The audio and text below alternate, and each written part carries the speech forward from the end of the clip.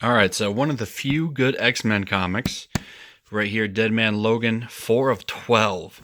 And, I finished reading this book.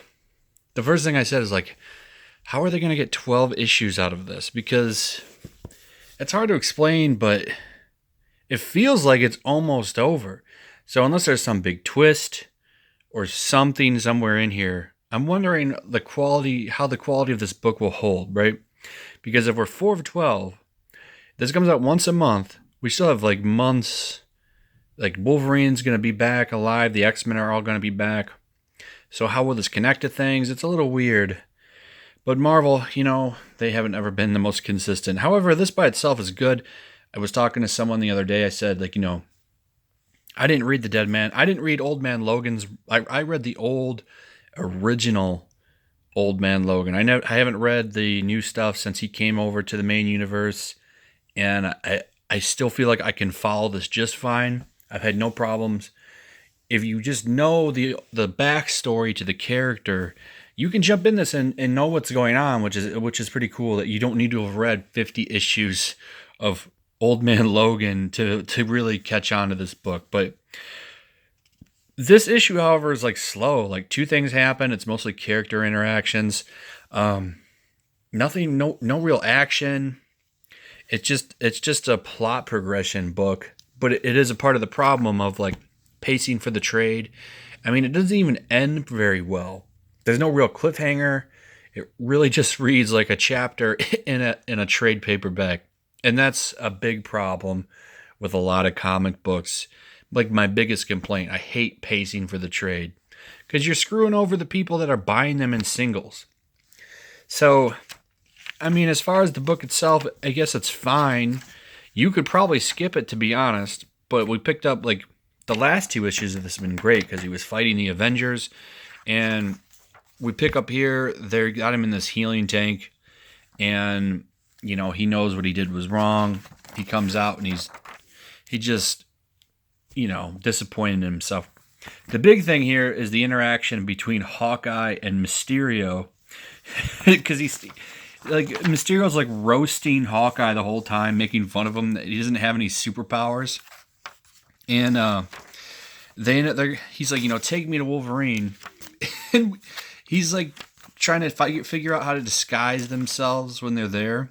So he's like, we look like an elderly couple and they're about to go in there and he just keeps changing who he looks like. And he's like, he's dead. He's dead. He's dead. He's dead. He's like, I don't even know who that is.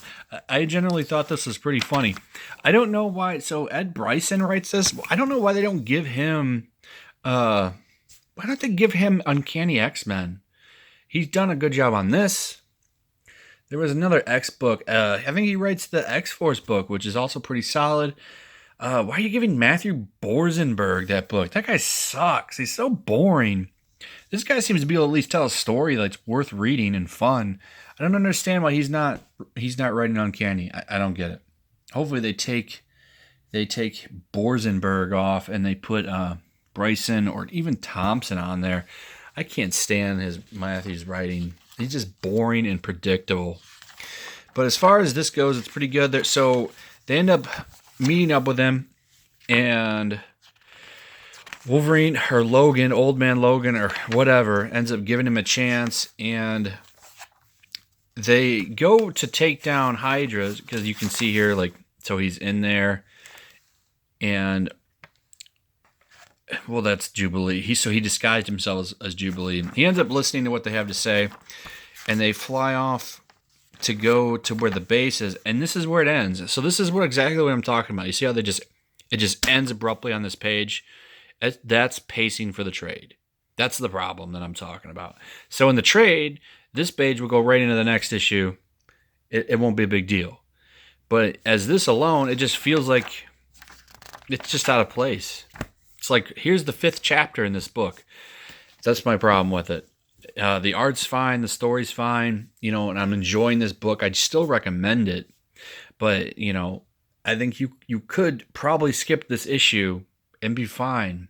And that's kind of a problem, isn't it? In itself. So that's pretty much it. Overall, this is a pretty good book still. One of the few good X titles out there. it's worth looking at anyway. If you're just looking for a fun story that's not connecting to like 55 million events and all that stuff, it's pretty solid. So that's pretty much it. Like and subscribe, hit that notification bell, and I'll see all of you on the next one.